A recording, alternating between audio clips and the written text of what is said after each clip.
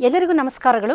ಮಾತವಿತ್ ಮಾಲಿನಿ ಕಾರ್ಯಕ್ರಮಕ್ಕೆ ತಮಗೆಲ್ಲರಿಗೂ ಸ್ವಾಗತ. ನಾನು ಪ್ರೊಫೆಸರ್ ಸುತ್ತೂರ್ ಎಸ್ ಮಾಲಿನಿ, ಅಧ್ಯಕ್ಷರು, ಜೆನೆಟಿಕ್ಸ್ ಮತ್ತು ಜಿನೋಮಿಕ್ಸ್ ಅಧ್ಯಯನ ವಿಭಾಗ, ಮೈಸೂರು ವಿಶ್ವವಿದ್ಯಾನಿಲಯ. ಇತ್ತೀಚಿನ ದಿನದಲ್ಲಿ ಅಪ್ರಾಪ್ತ ಯುವತಿಯರು, ಅಪ್ರಾಪ್ತ ಯುವಕರು ಅಂದರೆ ಅವರು ಹದಿಹರೆಯದವರು ಅಂತಲೇ ಹೇಳ್ಬೋದು, 18 ವರ್ಷವೂ ತುಂಬಿರೋದಿಲ್ಲ, ಅಂತಹ ಮಕ್ಕಳು ನಾನಾ ರೀತಿಯ ಮೋಸದ ಜಾಲಗಳಿಗೆ ಬಲಿಯಾಗ್ತಾ ಇದ್ದಾರೆ. ಅವರ ಖಾಸಗಿ ವಿಡಿಯೋಗಳನ್ನು ಸೋಷಿಯಲ್ ಮೀಡಿಯಾದಲ್ಲಿ ತೋರಿಸುವಂತಹದ್ದು, ಇದರಿಂದ ಮನನೊಂದು ಆತ್ಮಹತ್ಯೆ ಮಾಡಿಕೊಳ್ಳುವಂತಹದ್ದು, ಅಥವಾ ಈ ಒಂದು ಜಾಲಕ್ಕೆ ತುತ್ತಾಗಿ ಹಣವನ್ನು ಕಳೆದುಕೊಂಡಿರೋಂಥದ್ದು, ಮನಸ್ಸಿನ ನೆಮ್ಮದಿಯನ್ನು ಕಳೆದುಕೊಂಡಿರೋಂಥದ್ದು, ಕುಟುಂಬದವರು ಇಂತಹ ಒಂದು ಜಾಲಕ್ಕೆ ನಲುಕಿ ಅವರು ಸಹ ಬಹಳ ಭಯದಲ್ಲಿ, ಆತಂಕದಲ್ಲಿ ಬದುಕುವಂಥ ಸ್ಥಿತಿ ಉಂಟಾಗ್ತಾ ಇದೆ. ಇತ್ತೀಚಿನ ದಿನದಲ್ಲಿ ಹದಿಹರೆಯದವರು ಈ ಥರದ ಲೈಂಗಿಕ ಆಸಕ್ತಿಯನ್ನು ಹೆಚ್ಚಿಸಿಕೊಂಡು ಅದರ ಒಂದು ಆಮಿಷಗಳಿಗೆ ತುತ್ತಾಗಿ, ಅದರಲ್ಲಿ ಸೋಂಕುಗಳು, ಬಹಳಷ್ಟು ಸೆಕ್ಷುಲಿ ಟ್ರಾನ್ಸ್ಮಿಟೆಡ್ ಡಿಸೀಸ್ ಅಂತೀವಿ, ಇವುಗಳಿಗೂ ತುತ್ತಾಗ್ತಿದ್ದಾರೆ. ಒಟ್ಟಿನಲ್ಲಿ ಹೇಳಬೇಕು ಅಂತಂದರೆ ಸಮಾಜದಲ್ಲಿ ಈ ಒಂದು ಸ್ವಾಸ್ಥ್ಯ ಎಲ್ಲೋ ಒಂದು ಕಡೆ ಹಾಳಾಗ್ತಾ ಇದೆ ಅಂತ ಅನ್ಬೋದು. ಹಾಗಾದರೆ ಮಕ್ಕಳಿಗೆ, ಅದು ನಾವು ಮಕ್ಕಳು ಅಂತ ಅವ್ರನ್ನ ಅಂದ್ಕೊಂಡಿರ್ತೀವಿ, ಯಾವಾಗ ಈ ಒಂದು ಲೈಂಗಿಕ ಆಸಕ್ತಿ ಬರುತ್ತೆ ಅಂತ ನಾವು ನೋಡೋದಾದರೆ ಪೋಷಕರು ಇದರ ಬಗ್ಗೆ ತಿಳ್ಕೊಂಡಿರಬೇಕು. ಕಾರಣ ಏನು ಅಂದ್ಕೊಂಡಿರ್ತಾರೆ, ಪೋಷಕರಿಗೆ ಮಕ್ಕಳು ಯಾವಾಗಲೂ ಪುಟ್ಟ ಮಕ್ಕಳೇನೆ, ಅವರಿಗೆ 18-20 ವರ್ಷ ಆದ್ರೂ ಅವರ ಕಣ್ಣಿನಲ್ಲಿ, ಅವರ ದೃಷ್ಟಿಯಲ್ಲಿ ಅವರ ಮಕ್ಕಳಿಗೆ ಏನೂ ಗೊತ್ತಿಲ್ಲ, ಅವರು ಅಮಾಯಕರು, ಅವರು ತುಂಬ ಪುಟ್ಟವರು, ಅವರಿಗೆ ಏನೂ ಗೊತ್ತಿಲ್ಲ, ಪ್ರಪಂಚವೇ ಗೊತ್ತಿಲ್ಲ ಅನ್ನುವ ಥರ ಪ್ರತಿಯೊಬ್ಬ ತಂದೆ ತಾಯಿಗಳನ್ನು ಹಾಗೆ ತಿಳ್ಕೊಂಡಿರ್ತಾರೆ. ಈಗಲೂ ಸಹ ಹಳ್ಳಿಗಳಲ್ಲಿ ನೀವು ನೋಡಿರ್ಬೋದು, ಎಷ್ಟೇ ವಯಸ್ಸಾಗಿರೋಂಥವ್ರನ್ನೂ ಕೂಸು ಅಂತ ಕರೀತಾರೆ. ಕೂಸು ಅಂದರೆ ಮಗು ಅಂತೇಳಿ. ಅಂದರೆ ತಂದೆ ತಾಯಿಗಳ ದೃಷ್ಟಿಯಲ್ಲಿ ಮಕ್ಕಳು ಇನ್ನೂ ಪುಟ್ಟವರು, ಅವ್ರಿಗೆ ಏನೂ ಗೊತ್ತಿಲ್ಲ, ಮತ್ತು ಅವರ ಮಕ್ಕಳು ಅಮಾಯಕರು. ಸಾಮಾನ್ಯವಾಗಿ ಬಹಳಷ್ಟು ಪೋಷಕರು ಹೇಳ್ತಾರೆ, ಇಂಥದ್ದು ಏನೇನೋ ಸಮಾಜದಲ್ಲಿ ನಡೆದಾಗ, ಅಯ್ಯೋ ನನ್ನ ಮಗ ಅಥವಾ ನನ್ನ ಮಗಳು ಅಮಾಯಕಳು, ಅವಳಿಗೆ ಏನೂ ಗೊತ್ತಿಲ್ಲ, ಅವಳ ಬ್ರೈನ್ ವಾಶ್ ಮಾಡಿದ್ದಾರೆ, ಅವಳ ತಲೆ ಕೆಡಿಸಿ ಅವರ ಸ್ನೇಹಿತರಾಗಿ ಮಾಡಿರೋದು ಅನ್ನುವುದ ಮಾತನ್ನು ಹೇಳ್ತಾರೆ. ಆದರೆ ಪ್ರತಿಯೊಬ್ಬ ಪೋಷಕರು ತಿಳ್ಕೊಳ್ಬೇಕು, ಯಾವುದೇ ಒಂದು ಹೆಣ್ಣಾಗಲಿ ಗಂಡಾಗಲಿ ಒಂದು ಲೈಂಗಿಕ ಆಸಕ್ತಿ ಯಾವ ವಯಸ್ಸಿನಲ್ಲಿ ಬರುತ್ತೆ ಅನ್ನುವುದು ಇದು ಒಂದು ಪ್ರಕೃತಿ ಸಹಜ. ಸಾಮಾನ್ಯವಾಗಿ ಹುಡುಗರಿಗೆ 9ನೇ ವಯಸ್ಸಿನಿಂದ 14 ವರ್ಷದಲ್ಲಿ ಆ ಒಂದು ಆಸಕ್ತಿ ಅಂದರೆ ಕುತೂಹಲ ಆಗಿರ್ಬೋದು ಅಂಥದ್ದೆಲ್ಲ ಬರುವಂಥದ್ದು.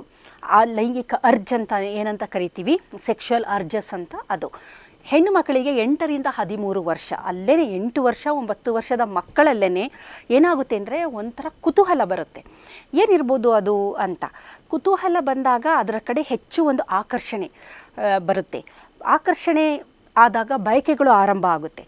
ಬಯಕೆ ಆರಂಭದ ನಂತರ ಅವರು ಸಹಜವಾಗಿ ಆ ಒಂದು ಕ್ರಿಯೆಗೆ ನಡೆಸಬೇಕು ಎನ್ನುವ ಒಂದು ತುಡಿತ ಹೆಚ್ಚಾಗುತ್ತೆ. ಒಂದು ಕುತೂಹಲ, ನಂತರ ಒಂದು ಆಕರ್ಷಣೆಯ ನಂತರ ಬಯಕೆಗಳು ಜಾಸ್ತಿ ಆಗ್ತಾ ಬರುತ್ತೆ. ಆಕರ್ಷಣೆ ಹೆಚ್ಚಾದಂತೆ ನಂತರ ಲೈಂಗಿಕ ಕ್ರಿಯೆಗೆ ಆಸಕ್ತಿ ಹೆಚ್ಚಾಗುತ್ತೆ. ಇದು 8ನೇ ವಯಸ್ಸಿನಿಂದನೇ ಆರಂಭ ಆಗುತ್ತೆ. ಹೆಣ್ಣು ಮಕ್ಕಳಲ್ಲಿ, ಗಂಡು ಮಕ್ಕಳಲ್ಲಿ 9ನೇ ವಯಸ್ಸಿನಿಂದನೇ ಆರಂಭ ಆಗುತ್ತೆ. ಇದನ್ನು ಪ್ರತಿಯೊಬ್ಬ ತಂದೆ ತಾಯಿಗಳು ಮೊದಲು ಅರ್ಥ ಮಾಡ್ಕೋಬೇಕು. ಕಾರಣ ಮಕ್ಕಳ ಕಡೆ ಗಮನವನ್ನು ಹರಿಸದಿದ್ದಾಗ ಈ ಹದಿಹರೆಯದ ಮಕ್ಕಳು ದಾರಿ ತಪ್ಪುವ ಎಲ್ಲ ಸಾಧ್ಯತೆಗಳು ಇರುತ್ತೆ. ಆಕರ್ಷಣೆ ಇರುತ್ತೆ, ಕುತೂಹಲ ಇರುತ್ತೆ, ನಂತರ ಬಯಕೆಗಳು ಹೆಚ್ಚಾಗ್ತಾ ಬರುತ್ತೆ. ಪೂರಕವಾದ ವಾತಾವರಣ ಸಿಕ್ಕರೆ ನಂತರ ಅದೇನಾಗುತ್ತೆ, ಮುಂದಿನ ದಿನದಲ್ಲಿ ಅನಾಹುತಗಳಿಗೆ ಅವರು ತುತ್ತಾಗುವಂತಹ ಪರಿಸ್ಥಿತಿ ಬರುತ್ತೆ. ಕಾರಣ ಈ ಮಕ್ಕಳಲ್ಲಿ ಮುಂಭಾಗದ ಮೆದುಳು ಇನ್ನೂ ಬೆಳವಣಿಗೆಯ ಹಂತದಲ್ಲಿರುತ್ತೆ. ಯಾವುದು ಸರಿ, ಯಾವುದು ತಪ್ಪು, ನಾನು ಏನು ಮಾಡ್ತಾ ಇದ್ದೀನಿ, ಮುಂದೆ ಇದರಿಂದ ಏನು ತೊಂದರೆ ಆಗಬಹುದು, ಇದು ಯಾವುದನ್ನು ನಿರ್ಧಾರ ಮಾಡುವ ಶಕ್ತಿ ಅವರಿಗೆ ಇರೋದಿಲ್ಲ.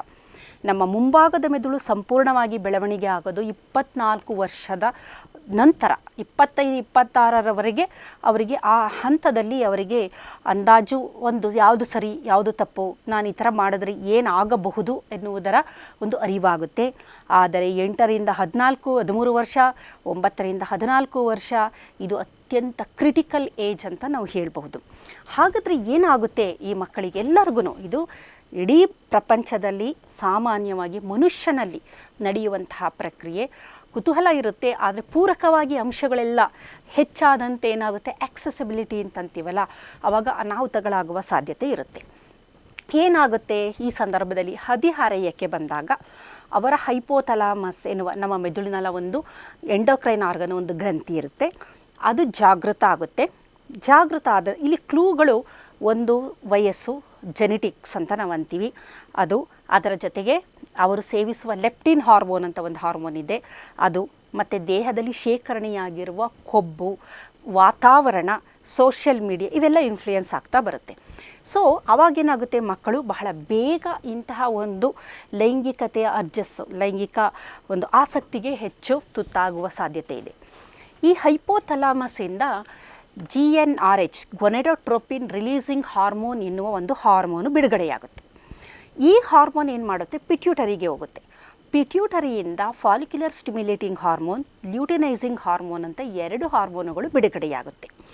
ಈ 2 ಹಾರ್ಮೋನುಗಳು ನಂತರ ಏನಾಗುತ್ತೆ, ಹುಡುಗರಲ್ಲಿ ಈ ಲ್ಯೂಟಿನೈಸಿಂಗ್ ಹಾರ್ಮೋನ್ ಎನ್ನುವುದು ಅವರ ಟೆಸ್ಟಿಸ್ ಅಥವಾ ವೃಷಣ ಅಲ್ಲಿರುವ ಲಿಡಿಕ್ ಸೆಲ್ಸ್ಗಳ ಜೊತೆಗೆ ಸೇರಿಕೊಂಡು ಟೆಸ್ಟೋಸ್ಟಿರಾನ್ ಎನ್ನುವ ಹಾರ್ಮೋನನ್ನು ಹೆಚ್ಚು ಹೆಚ್ಚು ಬಿಡುಗಡೆ ಮಾಡೋದಕ್ಕೆ ಆರಂಭ ಆಗುತ್ತೆ.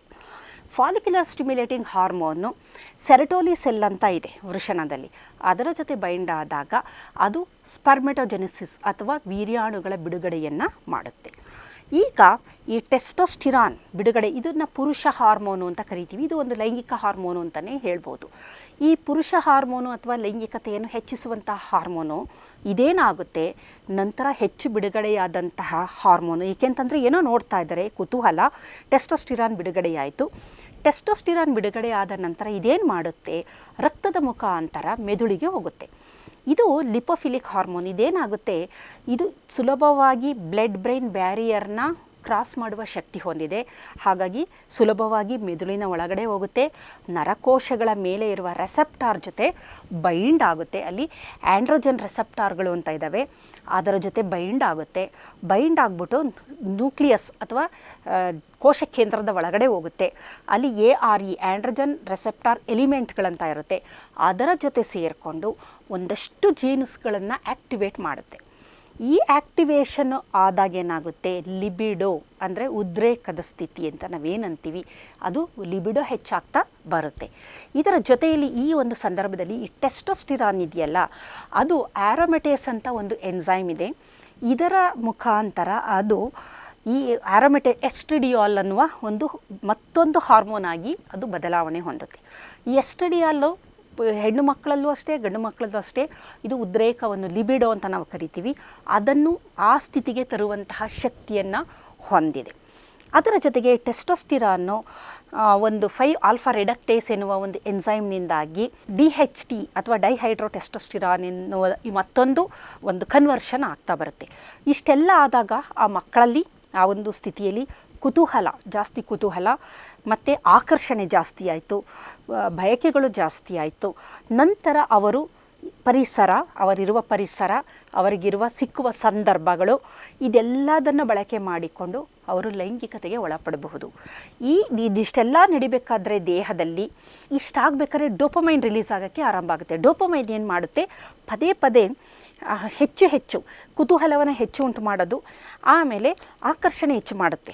ಈಗ ಆ ಹದಿಹರೆಯದಲ್ಲಿ ಸಾಮಾನ್ಯವಾಗಿ ನಾವು ನೋಡಬಹುದು, ಹೆಣ್ಣು ಮಕ್ಕಳು ಗಂಡು ಮಕ್ಕಳ ಕಡೆ ಆಕರ್ಷಿತರಾಗ್ತಾರೆ, ಗಂಡು ಮಕ್ಕಳು ಹೆಣ್ಣು ಮಕ್ಕಳ ಕಡೆ ಆಕರ್ಷಿತರಾಗ್ತಾರೆ. ಕಾರಣ ಏನು ಅಂದರೆ ಪ್ರತಿ ಹಂತದಲ್ಲೂ ಡೋಪಮೈನ್ ರಿಲೀಸ್ ಆಗ್ತಾ ಬರುತ್ತೆ. ಡೋಪಮೈನು ಒಂಥರ ರಿವಾರ್ಡಿಂಗ್ ಹಾರ್ಮೋನು, ಅದು ಒಂಥರ ಸಂತೋಷವನ್ನು ತರುವಂತಹ ಹಾರ್ಮೋನು. ಅದು ನೋಡಿದಾಗ ಪದೇ ಅವ್ರನ್ನ ನೋಡಿದಾಗ ಏನಾಗುತ್ತೆ, ಆ ಹಾರ್ಮೋನುಗಳು ಬಿಡುಗಡೆ ಆಗೋದ್ರಿಂದ ಅವರಿಗೆ ಪುನಃ ಅವ್ರನ್ನ ನೋಡಬೇಕು, ಅವರ ಜೊತೆ ಮಾತಾಡಬೇಕು, ಅವ್ರ ಜೊತೆ ಸುತ್ತಬೇಕು. ಈಗ ಡೇಟಿಂಗ್ ಅಂತಾರಲ್ಲ, ಸುತ್ತಬೇಕು, ಅವ್ರ ಜೊತೆ ಓಡಾಡಬೇಕು, ಈ ಹಂತಕ್ಕೆ ಬರ್ತಾರೆ. ಈ ಸುತ್ತುವುದು, ಓಡಾಡೋದು, ತಿಂಡಿ ತಿನ್ನೋದು, ಐಸ್ ಕ್ರೀಮ್ ತಿನ್ನೋದು, ಚಾಕ್ಲೇಟ್ಸ್ ತಿನ್ನೋದು, ಇದರ ಹಂತದಿಂದ ಮುಂದಿನ ಹಂತದಲ್ಲಿ ಇಲ್ಲೇ ಒಂದು ಆಕರ್ಷಣೆ ಆಗ್ತಾ ಬರುತ್ತೆ. ನಂತರ ಬಯಕೆಗಳು ಉಂಟಾಗುತ್ತೆ, ಕುತೂಹಲ ಇರುತ್ತೆ, ಆಕರ್ಷಣೆ ಆಯಿತು, ಬಯಕೆ ಆಯಿತು. ಇದು ಮುಂದಿನ ದಿನದಲ್ಲಿ ಅಪ್ರಾಪ್ತ ವಯಸ್ಸಿನ ಮಕ್ಕಳು ಅವರಿಗೆ ಅರಿವಿಲ್ಲದಂತೆ ವಿದ್ಯಾಭ್ಯಾಸದ ಕಡೆ ಗಮನ ಹರಿಸದೆ ಲೈಂಗಿಕತೆಗೆ ಒಳಗಾಗುವ ಸಾಧ್ಯತೆಯನ್ನು ನಾವು ನೋಡ್ತೀವಿ. ಈ ಸಂದರ್ಭದಲ್ಲಿ ನೈಟ್ರಿಕ್ ಅದರಲ್ಲಿ ಬಹಳ ಮುಖ್ಯವಾಗಿ ಈನಾಸ್ ಜೀನ್ ಅನ್ನೋದು ಒಂದು ಆ್ಯಕ್ಟಿವೇಟ್ ಆಗುತ್ತೆ. ಈ ಈನಾಸ್ ಜೀನಿನ ಕೆಲಸ ಏನು ಅಂತಂದರೆ, ನಮ್ಮ ರಕ್ತನಾಳಗಳನ್ನು ಹಿಗ್ಗಿಸುವಂಥದ್ದು. ಇದು ಜನನೇಂದ್ರಿಯಗಳಲ್ಲಿ ರಕ್ತನಾಳಗಳನ್ನು ಹಿಗ್ಗಿಸುವುದರಿಂದ ಅವರಿಗೆ ಏನೋ ಒಂದು ರೋಮಾಂಚನ ಆಗ್ತಾ ಇರುತ್ತೆ. ಆ ಒಂದು ಅಪೋಸಿಟ್ ಸೆಕ್ಸ್ ಅಂದರೆ ಇನ್ನೊಂದು ವಿರುದ್ಧ ಲಿಂಗದವರನ್ನ ನೋಡಿದಾಗ ಏನೋ ಒಂದು ರೋಮಾಂಚನ ಆಗುತ್ತೆ, ಸಂತೋಷ ಹೇಳಲಾಗದ, ಅಂದರೆ ಹೊಟ್ಟೆಯಲ್ಲಿ ಬಟರ್ಫ್ಲೈ ಇನ್ ಮೈ ಸ್ಟಮಕ್ ಅಂತಾರೆ, ಅಂದರೆ ಹೊಟ್ಟೆಯಲ್ಲಿ ಏನೋ ಒಂದು ಥರ ಖುಷಿ ಆಗೋಂಥದ್ದು, ಮತ್ತು ಹೃದಯದಲ್ಲಿ ಏನೋ ಒಂದು ಸಂಭ್ರಮ, ಸಂತೋಷ.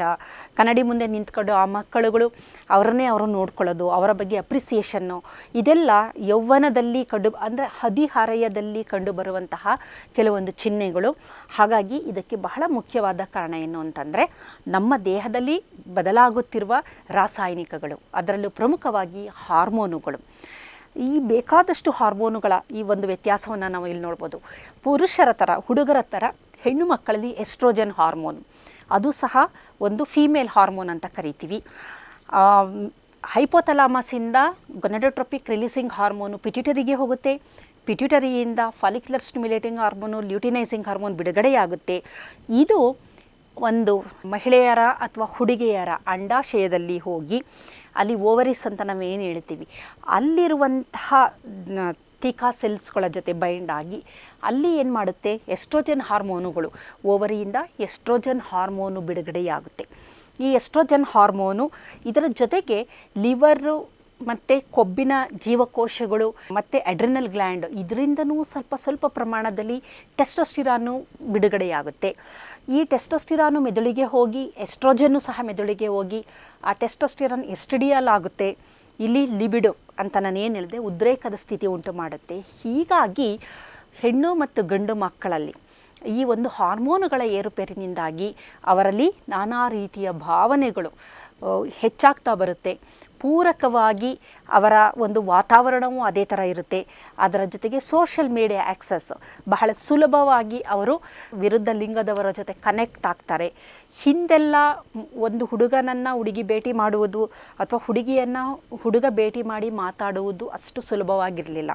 ಆದರೆ ಇಂದೇನಾಗಿದೆ, ಮೊಬೈಲ್ ಫೋನ್ಗಳಾಗಿರ್ಬೋದು, ಸೋಷಿಯಲ್ ಮೀಡಿಯಾ ಆಗಿರ್ಬೋದು, ಯಾವ ಮೂಲೆಯಲ್ಲಿರುವ ಯಾರನ್ನು ಬೇಕಾದರೂ ಯಾರಾದರೂ ಕನೆಕ್ಟ್ ಆಗುವಂತಹ ಒಂದು ಸಂದರ್ಭ ಇದೆ, ವ್ಯವಸ್ಥೆ ಇದೆ.